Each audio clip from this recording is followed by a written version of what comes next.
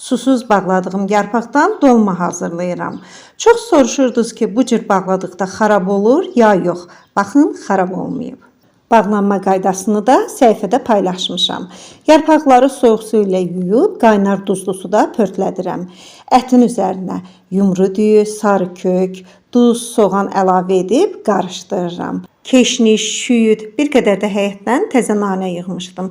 Onları da xırda-xırda doğrayıb dolmanın üzərinə, yəni ki, qıymanın üzərinə əlavə edirəm. Göyərtilərində saflaq hissələrini kəsirik ki, daha yumşaq hissələrini doğrayaq. Qıymanı yaxşı şəkildə qarışdırırıq. Üzərinə də bir qədər soyuq su əlavə edirəm ki, ət daha yumşaq olsun. Yarpaqları da görürsüz, saflaq hissələrini artıq kəsmişəm, hazırlamışam. Nə yarpaqlarda fikir verin, qırılma yoxdur. Rəngi çox gözəldir.